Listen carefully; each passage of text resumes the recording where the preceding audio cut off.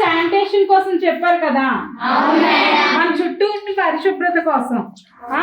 Toilets కానీ మనం ఎక్కడైతే ఏవైతే యూజ్ చేస్తామో అక్కడ అంత పరిశుభ్రంగా ఉండాలని చెప్పారు. ఉంటారా మరి?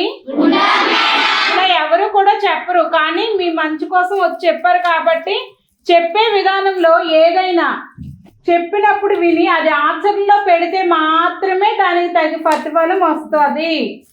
తర్వాత విని వదిలేస్తే దానివల్ల యూజ్ ఏమీ ఉండదు. ఆచరణలో పెట్టాలి. మీరు వ్యక్తిగత పరిశుభ్రత బయటికి వెళ్ళేటప్పుడు టాయిలెట్స్ యూజ్ చేసేటప్పుడు ఏ విధంగా మనము అన్నీ ఎలా ఉండాలి ఏంటని మేడం చెప్పారు కదా, ఎలా ఉపయోగించుకోవాలి, ఎలా వెళ్ళాలి, ఎలా జాగ్రత్తగా ఉండాలి. అలా జాగ్రత్తగా ఉండడం వల్ల మనకి తర్వాత ఇన్ ఫ్యూచర్లో రోగాల బారిన పడకుండా ఉంటామని చెప్పారు. అందరికీ గుర్తుందా మరి?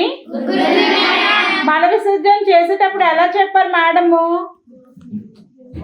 గోతి తవ్వి దాన్ని చేయడం వల్ల అది కొన్నాళ్ళకి అది భూమిలో కలిసిపోతుంది కాబట్టి అది బయటికి రావడానికి కానీ స్మెల్ రావడానికి కానీ అది రావడానికి కానీ అక్కడ ఏమి కనిపించదు. ఒకవేళ ఏమైనా జంతువులు వెళ్ళినా చేసినా కూడా లేనట్టే ఉంటుంది.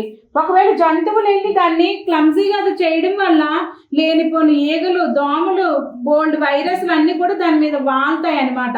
బయట మనకి బజ్జీలు, పునుకులు అన్నీ అమ్ముతారు. వాళ్ళు మూత పెట్టలేనప్పుడు ఇవన్నీ దాని మీద వాళ్తాయి. పానీపూరీలు అన్నీ ఎక్కడ అమ్ముతారమ్మా? అసలు బండ్ల మీద అమ్ముతారు, రోడ్డు పాయింట్లో.